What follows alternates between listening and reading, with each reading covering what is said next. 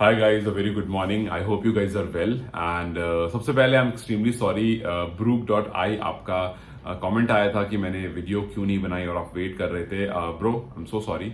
मैं बहुत लेट आया था ऑफिस से एंड दैट्स द रीजन मैं वीडियो नहीं बना पाया. और मैंने एग्जैक्टली यही सोचा था कि यार सुबह उठ करके वीडियो बनाऊंगा ऑफिस जाने से पहले. और and that's what I am doing right now because जैसा मैंने पिछली वीडियो में कहा था, I like discussing at least one topic a day.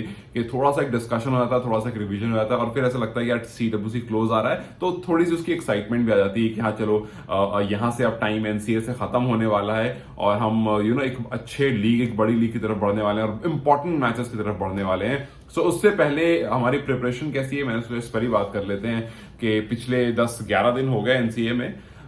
कैसा रहा, क्या चल रहा है वहां पर और क्या कुछ से हम गुजरे हैं और कुछ चीजें जो शायद आप मिस कर गए होंगे जो मुझे लगता है कि बहुत इंपॉर्टेंट है बात करना.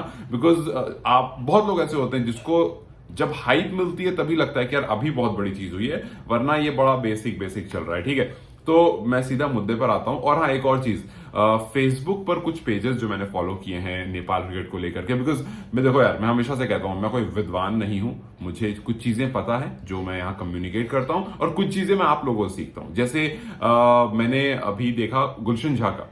सो आई डोंट रियली नो कि जो पल्सर स्पोर्ट्स अवार्ड है 2080 आई गेस ये था, वो कितना बड़ा है, कितना ह्यूज है नेपाल में. और जब मैंने उसकी लिस्ट देखी तो he was the only cricketer जो नॉमिनेट हुआ है. So I want you guys to tell me कि ये कितना बड़ा अवार्ड है और कितनी मान्यता है इसकी. तो उस हिसाब से ऑब्वियसली बात है कि उस हिसाब से वोटिंग्स होगी और आप उनको जिताओगे. बट ये yes, I want to know this. मुझे ये पोर्शन नहीं पता है, तो जो नहीं पता है वो नहीं पता है. ठीक है, आते हैं कैन की तरफ और आते हैं NCA की तरफ. और ये मैं जानना चाहूंगा कि ये पल्सर स्पोर्ट्स अवार्ड है, ये कितना बड़ा, क्या पहले किसी क्रिकेटर को मिला है, नहीं मिला है. सो प्लीज मुझे कमेंट्स में जरूर बताना. सो कैन को लेकर के आई थिंक कि जो NCA में अभी चल रहा है पिछले 10-11 दिन से, आई एम वेरी श्योर कि जितने प्लेयर्स वहां पर हैं they are expose to good cricket, they are expose to good practice, they are expose to good equipments. क्योंकि आप जिस फैसिलिटीज में फिलहाल हो वो one of the best facility है. वो फैसिलिटी अभी वर्ल्ड वाइड नहीं है और इसका बहुत ऑब्वियसली बात है यार. आपके पास the amount that BCCI generate वो बहुत ज्यादा है बिकॉज आपकी लीग्स, आपके नंबर्स और इंडिया में जितने लोग हैं उस हिसाब से जो भी कुछ आप ऑस्ट्रेलिया में करते हो वही सब कुछ अगर आप इंडिया में करते हो ऑटोमेटिकली डबल ट्रिपल हो जाता है, जस्ट बिकॉज आप जिस लेवल का रेवेन्यू जनरेट करते हो. और जिस तरह से मॉन्टी देसाई और BCCI की अच्छी बातचीत है और खुद पूरे कैन की डिपार्टमेंट की अच्छी धीरे धीरे BCCI से बातचीत चल रही है. उसके बाद मैंने आपको पहले भी कहा है कि ये धीरे धीरे प्रोसेस हो रहा है. और कोई चीज जब स्टार्ट हुई है, आपने देखा मोहम्मद शमी के साथ टाइम स्पेंड करते हो, आपने देखा राहुल द्रविड़ के साथ टाइम स्पेंड. आप बताओ ना, वर्ल्ड कप विनिंग कोच आकर के सेशंस ले रहा है, इट्स अ बिग थिंग. आप देखो मोहम्मद शमी जो कि one of the most successful कहूं या फिर मोस्ट सक्सेसफुल बॉलर कहूं वर्ल्ड कप का. आप नंबर्स उठा लो, शमी से अच्छे नंबर्स किसी के नहीं है वर्ल्ड कप में. उतनी प्रेशर सिचुएशन में अगर आपने बड़ी टीम्स के, न्यूजीलैंड जैसी टीम के 7 विकेट ले रखे, मतलब he is a big bowler. अगर आपको वो नेट्स में मिल रहा है, अगर आपको वो सेशंस करा रहा है, तो ऑब्वियसली ये एक बड़ी चीज है. लेकिन ये चीजें सबको पता है, but I really want you कि आप इससे ना अलग हटके देखो. जैसे एक फोटो है, आई डोंट नो आप लोगों ने नोटिस करी होगी नहीं, सिराज बहुतले. ये नाम किसी ने नहीं सुना होगा, इनको कोई जानता नहीं होगा, लेकिन मैं आपको सिर्फ ये बताना चाह रहा हूं कि हमें जब राहुल द्रविड़ या शमी दिखते हैं ना, हमें तभी लगता है कुछ बहुत बड़ा हो रहा है. हमें जब सिराज बहुतले दिखकर चले गए हमें लगा पता नहीं कोई होगा ऐसे ही. लेकिन you have to understand this कि सिराज बहुतले जो है वो इंडिया, वो एक he was a बॉलर. आप उनके स्टार्ट्स पर जाओगे तो ऐसा नहीं कुछ बहुत बवाल स्टार्ट मिलेगा, बट कुछ प्लेयर ऐसे होते हैं जो अच्छे कोचेस होते हैं, या फिर कुछ नहीं तो यार sometime you get an option which is better than a lot. तो मैंने आपको पहली वीडियो में ये बात कही थी कि NCA में बहुत सारे कोचेस हैं जो हर वक्त अवेलेबल होते हैं. कुछ लोगों ने मुझसे पूछा भी था कि यार वहां पर कोचेस क्या. यस, वहां पर बहुत सारे कोचेस होते हैं जो अवेलेबल होते हैं. अभी जब इंडिया श्रीलंका दौरे पर गई थी जहां से इंडिया हार कर आ रही है, वहां इंडिया के साथ कौन गया था? क्या मॉनी मोकल थे इंडिया के साथ? नहीं, इंडिया के साथ मॉनी मोकल नहीं जुड़े. तो बॉलिंग कोच कौन था इंडिया का? सिराज बहुतले थे. कौन है सिराज बहुतले? So you need to understand this कि कुछ प्लेयर्स ऐसे हैं, कुछ फॉर्मर प्लेयर्स ऐसे हैं जो अच्छे कोच हैं, जो NCA के कोचेस हैं. हाँ, वो इंटरनेशनली कुछ नहीं उखाड़ पाए, वो कुछ बवाल नहीं कर पाए. जैसे कल को अगर मैं कहता हूं कि आकाश चोपड़ा आ रहा है आपको ट्रेनिंग देने के लिए, तो आप क्या बोलोगे? कुछ लोग जिनको नफरत फैलानी है वो ये बोल देंगे कि यार आकाश चोपड़ा स्टार उठा के देख लो, क्या कर लिया है, क्या बिगाड़ लिया, कुछ तो किया नहीं, कुछ नहीं आता है. But guys I really think कि आकाश चोपड़ा को हम में से बहुत सारे लोगों से बहुत बेहतर पता है, इनफैक्ट जो लोग वहां खेलने आए उनसे बहुत बेहतर पता है।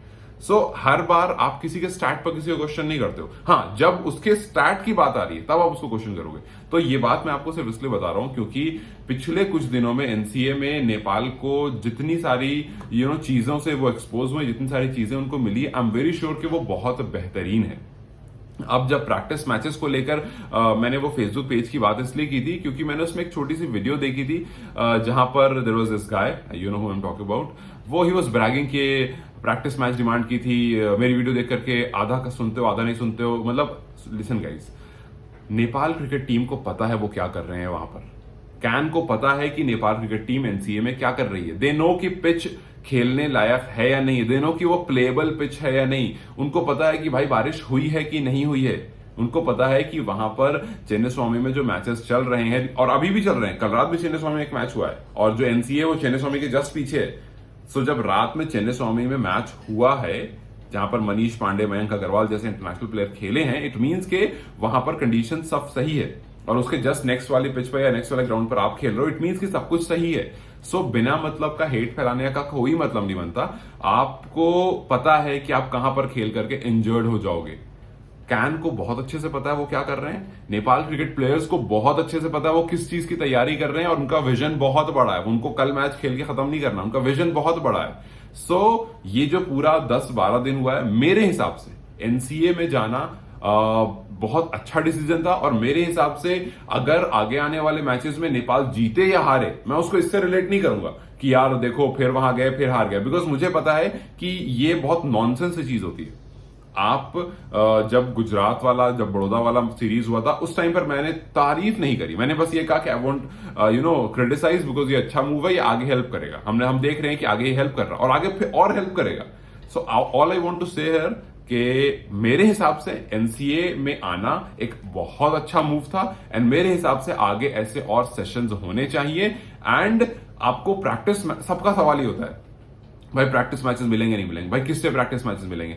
एवरीवन थिंक्स कि भाई प्रैक्टिस मैचेस मिल जाए। मैं बता रहा हूं उसमें एक्चुअली में है क्या, माइंडसेट क्या है बहुत लोगों का कि भाई इंडिया की किसी बी टीम से या फिर इंडिया की किसी ऐसी टीम से प्रैक्टिस मैच मिल जाए, फिर नेपाल उसको हरा दे, फिर हम उसको ट्रोल करना शुरू करें कि यार अरे देखो हरा दिया, क्या ही आपकी टीम तो बेकार, आपने फुद्दू टीम दे दी। और वही अगर आप जीत जाओ तो हो सकता है उसमें से कोई पॉइंट निकाल दो कि हाँ ये तो बस ऐसे ही जीत गए या फिर ये तो बस ऐसे ही, मतलब देयर इज नो पॉइंट। आपको सिर्फ क्रिटिसाइज करना है technically. So I really want कि आप उससे ऊपर उठो, क्रिकेट को समझो, क्रिकेट को देखो और प्रैक्टिस कितनी इंपॉर्टेंट होती है, अच्छी फैसिलिटी में प्रैक्टिस कितनी इंपॉर्टेंट होती है ये समझो। एक मुझे नाम याद नहीं आ रहा है, एक थ्रो डाउन स्पेशलिस्ट है इंडिया का, वो कोई नहीं जानता उसको, मुझे उसका नाम बिल्कुल जहन में नहीं आ रहा है, बट वो वर्ल्ड का बेस्ट थ्रो डाउन स्पेशलिस्ट है और वो जब बॉलिंग करने आता है वो 150 160 तक थ्रो डाउन करता है। हाँ, वो जो आप जो थ्रो डाउन करते हो, आपने देखा होगा इतना लंबा एक रहता है, I don't know throw down something उसको कहते हैं, उसमें बॉल आप हैंग करते हो and then you throw it, ठीक है। सो वो थ्रो डाउन स्पेशलिस्ट जो है वो, उसके बारे में विराट कोहली ने काफी बार कहा है कि जस्ट बिकॉज, यार मुझे नाम याद नहीं आ रहा यार उसका, कि जस्ट बिकॉज ये बंदा मुझे नेट्स में 150 160 तक बॉल करा देता है, जब मैं रियलिटी में जाकर के ग्राउंड में मैचेस खेल रहा होता और जब कोई प्लेयर आता है एंड्रिक नोकिया जैसा या फिर कोई ऐसा जो मुझे 150 की बॉलिंग कर रहा होता, तो मुझे वो 150 लगती नहीं है क्योंकि नेट्स में और पास खड़े होकर के मैंने उस थ्रो डाउन से और तेज बॉल खेली है। सो इसका मतलब मैं ये बात इसलिए कह रहा हूं कि जब आपके पास ऐसे ऐसे स्पेशल टैलेंट्स होते हैं, और ये स्पेशल टैलेंट्स बहुत बार एनसीए में रहते हैं, ये स्पेशल टैलेंट एनसीए में रखे जाते हैं, बुलाए जाते हैं, उनके पास उनका वो जॉब होता है कि भाई आप आओगे, आप यहाँ हमारे प्लेयर्स को थ्रो डाउन्स कराओगे और आपके थ्रो डाउन्स जो होंगे अगर 140 150 आ रहे होंगे तो हमारे, उन्होंने खुद कहा था कि जब मैं इस थ्रो डाउन को खेलता हूं तो बड़े बड़े बॉलर मुझे मीडियम पेसर लगते हैं मैचेस में। सो आपको समझना पड़ेगा कि जस्ट बिकॉज आपको द्रविड़ या आपको गंभीर दिख रहे हैं, यहां पर खत्म नहीं मामला। शमी दिख, हाँ ये बड़ा नाम है लेकिन इसके नीचे बहुत सारे लोग हैं। आपको पता है कि अभी जो अफगानिस्तान के coach, I think batting coach बने हैं, बैटिंग कोच बने, वो पहले अभी इंडिया के थे। सो आपको धीरे धीरे धीरे उस पॉइंट पर पहुंचोगे। मतलब मैं किसी की तारीफ करने नहीं बैठा हूं कि मैं झूठी तारीफ कर रहा हूं, मैं बस ये कह रहा हूं ये जो टॉर है मेरे हिसाब से ये 14 डेज अच्छे हैं और इस 14 डेज की बहुत ज्यादा जरूरत थी और ये आगे बहुत ज्यादा हेल्प करने वाला है। सो आई अंडरस्टैंड कि लोग कुछ हैं जो बैठ के बस क्रिटिसाइज करने लग जाते हैं और कोई सेंस नहीं बनता उस बात का, लेकिन आई थिंक ये सही बात नहीं है। ये सही बात नहीं। बेहतर ये होगा कि आप अगर एक टीम के बारे में बात कर रहे हैं, सपोर्ट कर रहे हैं, तो उसकी बेहतर चीजों के बारे में बात करें और जो एक्चुअल में बुराई है, जो एक्चुअल में नेगेटिव है, उसको रेज करें, ना कि हर चीज को नेगेटिव बना दे। खैर, I really don't want to go there, but I hope that you guys look at this topic quite positively कि हाँ भाई, अभी तक जो भी 14-15 दिन हुए हैं वो बेहतर हुए हैं, अच्छे हुए, सॉरी जो भी 10-11 दिन हुए हैं वो बेहतर हुए, अच्छे हुए हैं, और आगे आने वाले 3-4 दिन और अच्छे होंगे। फिर उसके बाद आप इसको समराइज करोगे, रैप अप करोगे और कुछ पॉजिटिव्स लेकर आगे जाओगे, और आगे जो लीग है वो बहुत बेहतरीन होगी। So that was it. I really wanted to speak this out and I hope कि ये पॉजिटिव मैसेज स्प्रेड करे। ठीक है guys, I hope everyone good health and I hope everyone stays well. You guys take care and I will see you tomorrow. Maybe अगर आज शाम में आ गए जल्दी तो मैं कोशिश करूंगा, नहीं तो tomorrow. And sorry for not putting a video yesterday. Have a good day, enjoy your weekend and take care. Thank you guys, bye bye.